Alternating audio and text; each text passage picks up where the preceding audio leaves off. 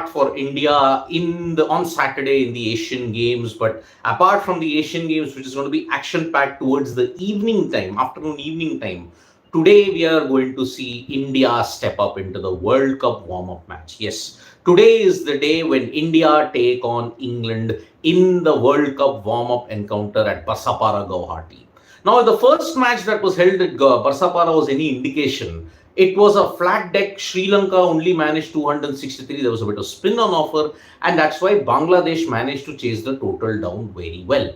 Now, both teams, India and England, are coming off a fresh preparation stage at this point in time. England had to undertake a 40-yard journey, and that included Johnny Bairstow sharing an Instagram story wherein there was total chaos. But when you are in India, when you travel, all these kind of chaoses will happen. And economy class in particular, very few teams nowadays get to travel business class. It's only economy class. And India has done it abroad also. So there cannot be any complaints about the fact, okay, England are coming off a 40-yard journey. India, on the other hand, they reached Barsapara yesterday, and they will be looking to ensure that they begin their World Cup warm-ups on the ultimate high. Remember, India versus England, you could potentially be seeing a semi-final contest or a finals contest between these two teams, depending upon how it goes. Remember, India are playing at home, great advantage for them. England are the defending champions. So this is a very important clash. But yet again, remember, all the numbers, whatever results come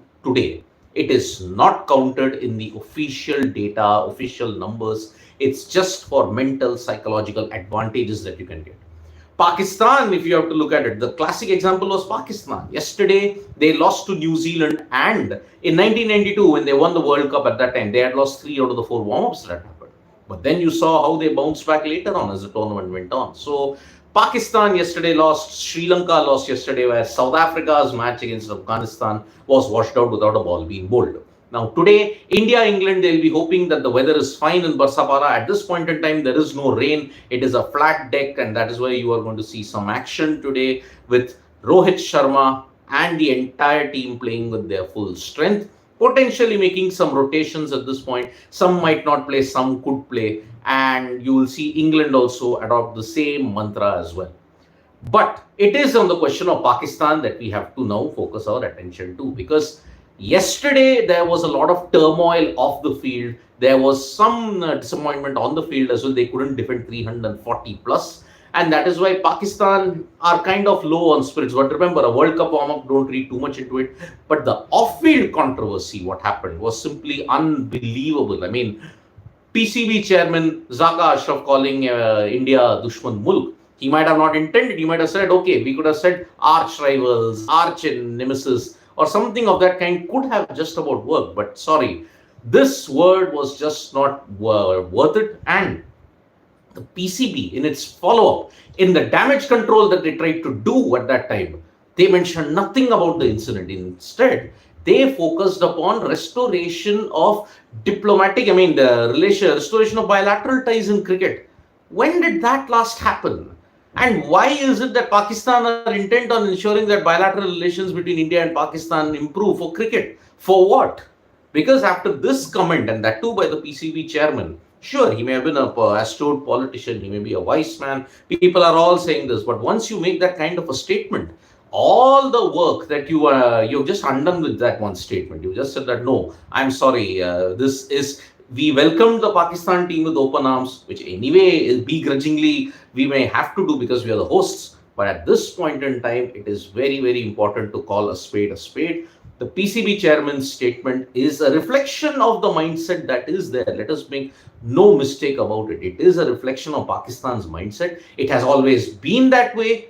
And in some instances, it comes out occasionally. I mean, you look at each and every World Cup. I mean, you look at what Waqar Younis has said. You look at what Shahid Afridi has said in the past. You look at what all the others had stated at that point in time. Many former and present Pakistan cricketers have stated that in the past when it comes to India. So it is a very, very problematic situation that is there with the Pakistan Cricket Board at this point in time. Because remember, Pakistan as a whole, it need not, it just is a reflection of how their country's mindset is at this point in time. So unfortunately, the Pakistan Cricket Board, they tried the damage control, absolutely failed in it. And that's why not worth the hype at all. So India versus Pakistan, already unnecessary tension has been added into a dead rivalry as such. I mean, you just want to prop it up because of the potential numbers and the jingoistic nationalism that will follow at that point in time. But it is not a rivalry as far as quality is concerned.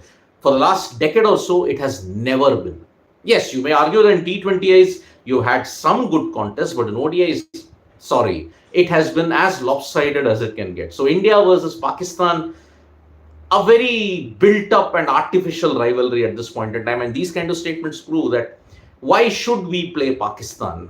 That is the situation. Why should we play them? I mean, the Indian fan will say, oh, no, keep sport out of politics. But sorry, boss. With Pakistan, you cannot keep politics out, especially because of the comments that they have said, especially after what all we have done. We didn't say anything bad about Pakistan, and Rajesh Shukla and Roger Binney went there at the invitation of the ACC. You may have been hurt by what happened in the Asia Cup hybrid model and all that. We all criticize the Indian decision making, but Pakistan are also equally to contribute for that. And that's why it's a very, very bad way of how Pakistan have done it, and it does not absolve them of anything, especially the management. In fact, the PCB have been the players' worst enemy in the last couple of months. So PCB should at least refrain from stating all these kind of things. So that is the situation there. So India versus England today, that is a real big contest coming up. Your potential preview to a semi-final or a final. Remember, these two teams once again clash on October 29th. That will be at Lucknow at the Ekana Stadium. Let's see how that pans out. Today in the Asian Games, you've got two India versus Pakistan encounters. One is India versus Pakistan in the men's squash event. India's women had already beaten Pakistan 3-0. And today you're going to see India versus Pakistan in hockey as well, men's hockey. That's going to be a huge match because, again, as the rivalry goes, like in cricket, the hockey rivalry is also dead. India have been dominating Pakistan for close to a decade now. And this match is just a mere formality in the group stages. And that's why it is going to be a big contest in India versus Pakistan. And then you look at India versus Pakistan in squash as well. Then towards the end, you've got Lovlina Borgohain participating. And then you've also got you've got the mixed tennis final today, mixed doubles final with Rohan Bopanna and Rutuja Bhosle in action. They could also win a medal potentially. So those are the action that is there in the Asian Games today. But India versus England, what could be the playing 11?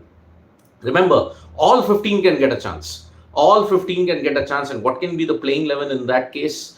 Maybe all the people like Virat Kohli, Rohit Sharma, Shubman Gill, KL Rahul, Suryakumar Yadav, Hardik Pandya, Ravindra Jadeja, Kuldeep Yadav. They may all get chances. Bumrah might be rotated, Shami might be rotated, Siraj might be rotated. All may not bowl 10 overs. Some may retire after scoring a 50 or a 60. That's how this World Cup is. I mean, if you want, they may score 100, they may score a 150 and then retire. They may not bat through like a typical ODI innings as it is coming. So all 15 members in the squad could get some action. And remember, the weather that is encountering them for the second warm-up game, especially against the Netherlands, is not too promising in Thiruvananthapuram at that time. So how much ever action you will want to get at Barsapara, that is the main thing right there. So in Barsapara today, India versus England, your potential preview to the final or semi-final between these two teams. I had picked England and India in the semi-finals of the 2023 ICC World Cup. So Australia, England, India, and maybe begrudgingly Pakistan /